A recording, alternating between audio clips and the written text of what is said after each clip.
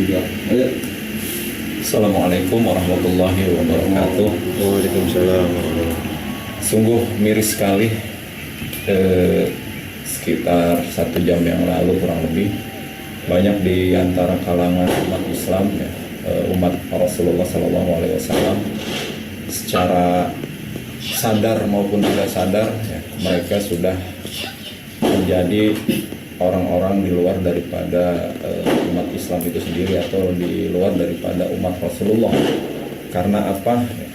Bagaimana kita pahami, setiap pergantian tahun baru di negeri Muslim yang berpenduduk sangat banyak ini,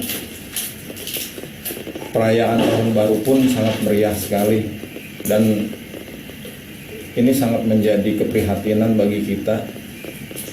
Ya, kita lihat bagaimana pas pukul 00 itu suara petasan, kembang api, trompet itu benar-benar sangat memekakan telinga, ya.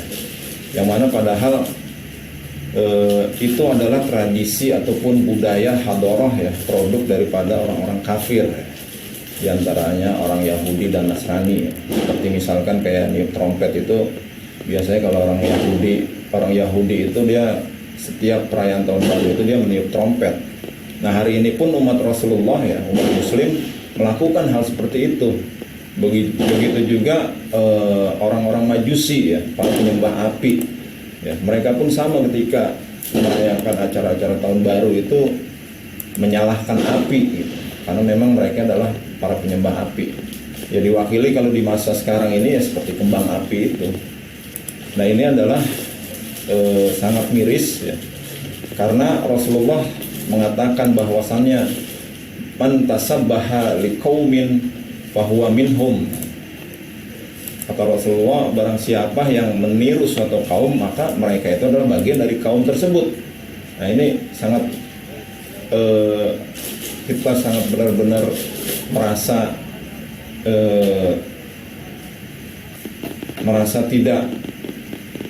tidak nyaman sekali, ya, tidak nyaman sekali. Kenapa demikian? Karena sebenarnya hadis-hadis seperti ini sudah sering disampaikan oleh para ulama, oleh para dai, tapi seakan-akan tidak memberikan bekas di tengah-tengah kaum muslimin, di tengah-tengah umat Rasulullah SAW. Lalu mengapa hal seperti ini selalu terjadi setiap tahun, gitu? Ya, salah satunya ya sebenarnya banyak faktor, ya. Cuma salah satunya yang menjadi perlu diperhatikan itu adalah karena memang mereka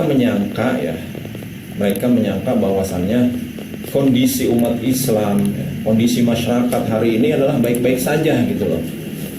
Maka mereka tidak mempunyai rasa kepedulian, gitu, terkait dengan kondisi umat Islam hari ini, ya, dimana hari ini, ya, bukan hanya dari hari ini, ya, dari kemarin-kemarin pun, dari tahun-tahun sebelumnya pun, padahal kita sudah sangat menyaksikan dengan mata kepala kita sendiri, ya, bahkan juga mungkin berita-berita melalui media sosial atau media mainstream, ya, terjadinya banyak sekali bencana, banyak sekali juga kemaksiatan yang itu dampaknya itu benar-benar dirasakan di tengah-tengah masyarakat.